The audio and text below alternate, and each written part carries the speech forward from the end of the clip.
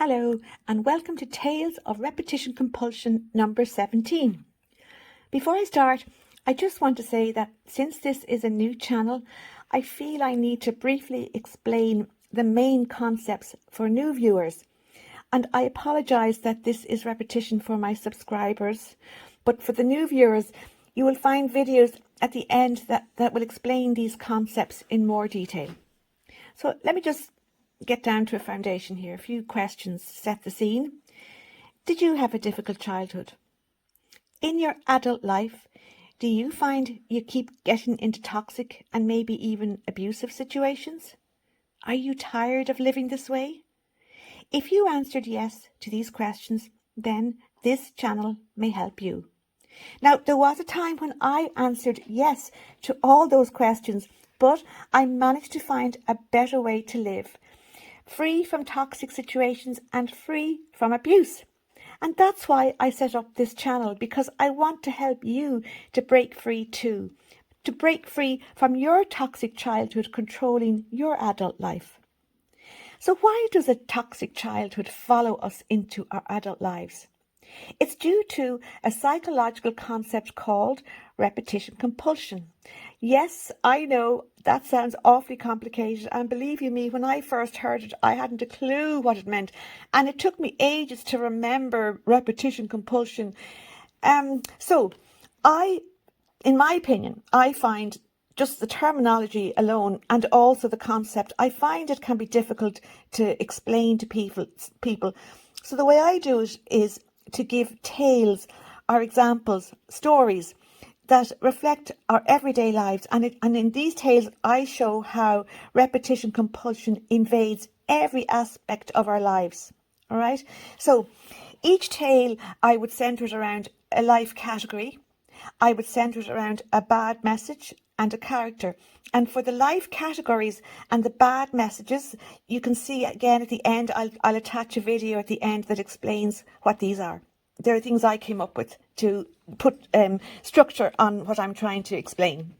So in today's Tales of Repetition Compulsion 17, the life category is finances or money.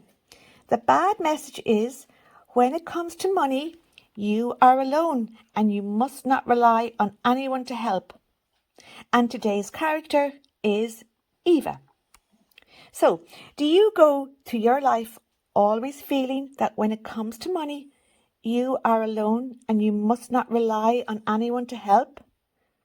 I felt like this for most of my life. I always felt I had to manage on my own. But again, I did find a way to stop this bad message from controlling how I felt about money. Now, my three dogs, who I call the three wise tales, Petal, Blossie and Dottie, they're going to show you how I managed to do this at the end of this section. So, with money, where does this bad message, you are alone and you must not rely on anyone to help, where does this come from? Okay, this is where I'll explain it now, and this is where we get just a little explanation on what repetition compulsion is. Children learn what they live, and they are subconsciously programmed to repeat in their adult lives what they learned as a child. What a child learns becomes their normal. It is what they are familiar with. And as adults, we are subconsciously programmed or compelled to gravitate to what feels normal for us, even if it hurts us. So, if a child grows up in a toxic or abusive environment, they will sadly naturally gravitate towards toxic and abusive situations in their adult lives. Now, this is not the child's fault and it's not the adult's fault. They are not to blame because they don't even know they are doing this. It's all done subconsciously. They have no control over it.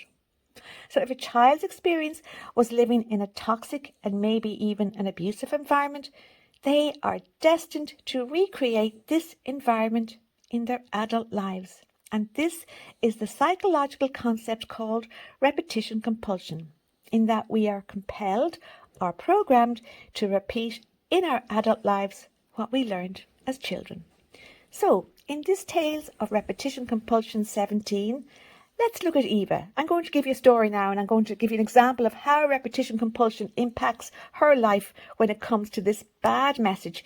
You are alone and you can't rely on anyone else to help. So let's look at Eva when she was a child, or she is a child, present tense. She's 9 years old. One day, she comes home from school with a note from the teacher that she needs €10 for a tin whistle. Do you remember the tin whistles? God, I don't know about you, but I learned the tin whistle at school. I was useless at it. I really liked it, but I couldn't play it at all. But Eva, she is so excited as she loves the tin whistle, and she's looking forward to having lessons to learn how to play it. So at dinner, she hands the note to her carers, looking for the €10 for a tin whistle. And this is what she has to listen to. We don't have spare money for that kind of nonsense. Sure, it's a waste of time and money learning how to play the tin whistle. Just tell your teacher you won't be taking part in those classes. Well, over the next few days, Eva tries everything to get the money together. She finds €3 down the back of the sofa. She offers to wash a neighbour's car, but the neighbour says no. She even thinks about taking €10 from the coin jar on the hall table, but sure, she's terrified of being caught and being called a thief. So despite all her efforts, Eva can't come up with the money. She can't come up with the €10. So she ends up having to tell her teacher that she doesn't have enough money to get the tin whistle. That's not a problem, Eva, says the teacher. You can still sit in on the class and listen. So, poor Eva, she has to sit and watch all her classmates learn the tin whistle while she sits at her desk wishing she had one so she could learn the instrument too. So in this situation, is it any surprise that in her childhood, when it comes to money, Eva learns the bad message, you are alone and you must not rely on anyone to help. Now, Eva is not even aware that she has now learned this bad message, as again, it's all done subconsciously. This way of living, always feeling she does not deserve any help around money, is what becomes normal for Eva. This is what becomes familiar for her. And since we are programmed to gravitate to what is familiar for us, it is now highly likely that Eva will gravitate towards feeling exactly like this as an adult. So we're going to fast forward now to Eva as an adult. She's 34 and she's living with her partner. They both work and Eva earns, she earns less than her partner. But they get on great when it comes to money. They share the household bills and they share the running cost of having a car. But if Eva ever has any financial worries, she never tells her partner about them. Even though her partner is very generous and he's very fair around money, Eva keeps any money worries to herself. One evening, driving home from work, Eva notices the car is making a funny noise, so she takes it to the mechanic. There is a problem with the gears and it's going to cost €600 to fix. Eva's heart sinks when she hears the price. She knows her partner will gladly go halves with this cost, but Eva is still being controlled by the bad message that when it comes to money, you are alone and you can't rely on anyone to help. So what does Eva do? She gets the car fixed and she settles the bill herself without telling her partner. Now she has left herself short for the month, but she just can't tell her partner as she is afraid she will only be seen as a burden, just like she felt she was a burden when, as a child, she asked her carers for money for a tin whistle. Even though her partner would gladly split this bill, Eva learned as a child that when it comes to money, she is alone and she can't rely on anyone to help. Again, Eva is not aware that she is still letting this bad message control how she thinks around money, as it's all done subconsciously. And I know you're probably saying, yes, we know you said that. But I think it's important to keep reminding you because, look, maybe I'm a bit stupid, but it took me a while to get the hang of repetition compulsion in my life. And I had to keep reminding myself what it was about so that I could learn to deal with it and learn to get control of it rather than it controlling me. So forgive me if I sound a bit repetitive, but I am trying to make it really clear so that you definitely get what I'm trying to say and you'll go away really clear on what the whole concept is. Anyway, back to Eva. Eva will keep thinking like this around money until somebody actually points this out to her. Well, of course she's going to keep doing it if she doesn't know she's doing it. She has to be told what she's doing. And that's, again, why I set up this channel, because anyone who is doing something subconscious, they're never going to stop unless somebody points it out. And maybe that might be me to some of you. I hope so. Again, remember, somebody pointed it out to me that I was under the control of repetition compulsion. And if they hadn't have done that, I'd still be under the control of it. Why? Because I didn't know I was under the control, because it was subconscious. So when it comes to money, nothing has changed for Eva, has it? In money matters, she is repeating in her adult life what she learned as a child. And this is repetition compulsion in action, where the past is replayed in the present. Not because Eva chooses it, but because the subconscious bad message, when it comes to money, you are alone and you can't rely on anyone, this bad message is still controlling her. This is what she learned as a child. It became her normal, and until this is brought into Eva's awareness, she will keep repeating what feels familiar to her, even when it hurts. And now I'm going to hand you over to the three wise tales. These three beauties, they were a constant support to me when I was trying to extricate myself from toxic and abusive situations. I went through some really tough times that I'd gotten myself into, but I then had to get myself out of them too. And my dogs were a wonderful support. Why? Because I suppose their love was always true. It was always honest. It was always there. I could always rely on it. They never hurt me. So the dogs, as I say, the three wise tales, I call them, they're still a constant support. And they're going to tell you the 3 ways that I came up with to break free from being under the control of repetition compulsion and what I call the 6 bad messages. Hello, lads. Hello, Blossy. Hello, Dotty. Hello, Petal. I'm really glad you're here. Now the two of you all get to work. Get to work. Hello, my name is Petal, and I am the first of the 3 wise tales. Today we're going to show you the 3 ways to break free from the control of 2 toxic hidden forces. They are the 6 bad messages and repetition compulsion. Please see the videos suggested at the end for a more detailed explanation of these 2 forces. The 2 forces of the 6 bad messages and repetition compulsion go hand in hand. They feed into each other. When these 2 forces run our lives subconsciously, we are not in control. Our subconscious minds are in control. Therefore, we are not the top dog. We are just a cog, trapped inside the toxic machinery of these 2 forces. So that's why the first way to heal is awareness. Now that you are here, look at it like this, listening to this, you are already becoming aware. And this is wonderful. Awareness means you start to look at your adult patterns, realizing now for the first time that you are forced to repeat your toxic and abusive childhood situations. And again, knowing for the first time that it is not your fault that you do this, so you are not to blame yourself. Awareness means you start to control what you think about yourself.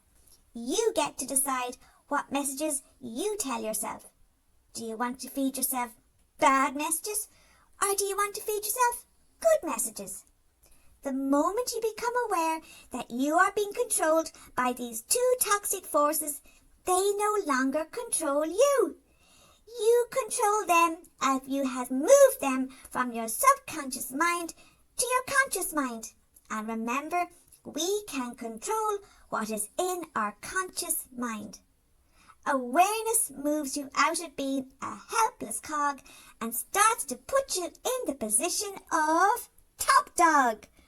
Awareness opens the door to making fantastic, conscious changes in your life And these changes will at last stop you landing yourself in toxic and abusive situations.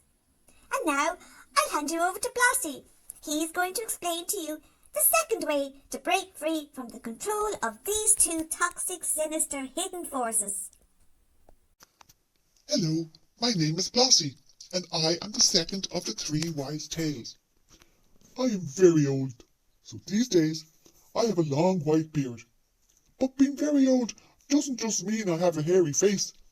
It also means I am very wise, and I am so happy to share this wisdom with you. Now let me tell you why the second way to heal is so important. Most people who grew up in toxic or abusive homes were never taught to trust their feelings or instincts. In fact, they were often taught the opposite.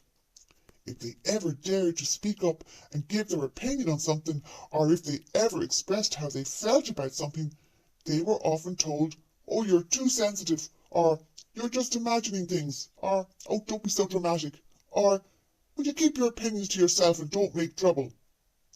Over time, they learned to disconnect from their feelings and their instincts, and in doing this, they disconnected from their inner warning system.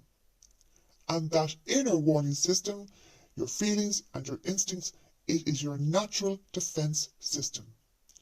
When you don't trust your instincts, you can't protect yourself. And when you can't protect yourself, you will be easily exploited by toxic and abusive people. That's how repetition compulsion keeps you as a cog. You keep walking back into toxic relationships. You keep tolerating mistreatment. You keep overriding the feeling that says, "This doesn't feel right. I should be away from this." But when you start to listen to your feelings and trust your instincts, everything changes. Your instincts sense danger before your thoughts even catch up. Trusting your feelings and your instincts means you start choosing safety. You start choosing yourself. You start saying no to toxic and abusive situations. And every time you listen to that inner voice, you step out of the machinery. You stop being a cog and you become the top dog. You become the boss of your life.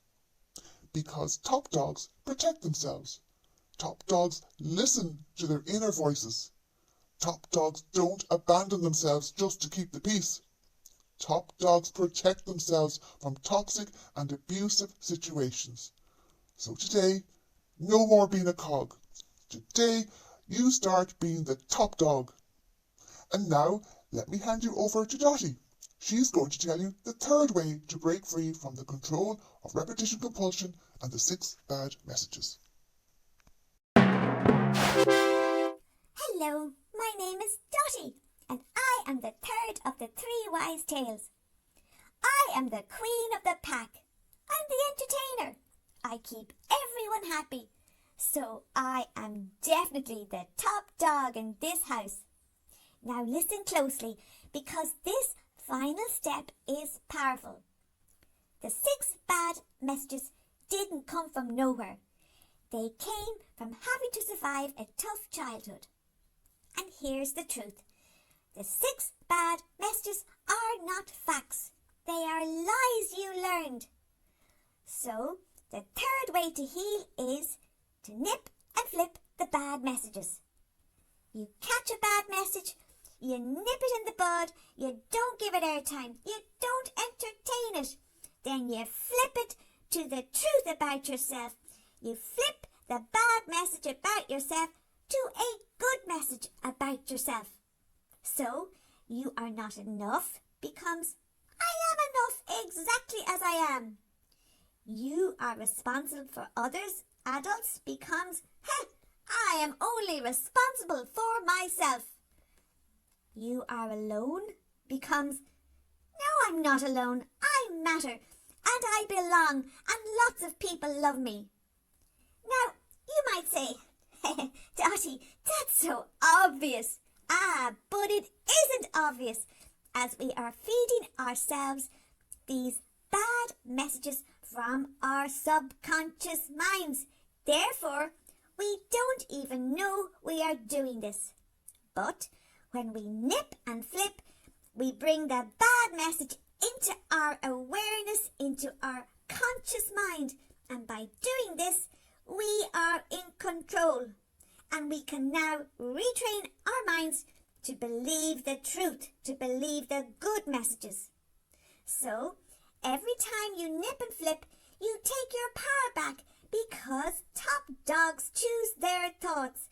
Top dogs choose to feed themselves good messages about themselves. Top dogs choose to ignore the lying, nasty, bad messages. Top dogs are no longer cogs. So today, me, Petal, Blossie and Annette, we want to tell you this. You are not alone. You really do matter. And we are all here together learning to have better lives. We really care about you. And one last thing. The Three Wise Tales, we have a very important, good message to tell you. We want to tell you that we really, woof you.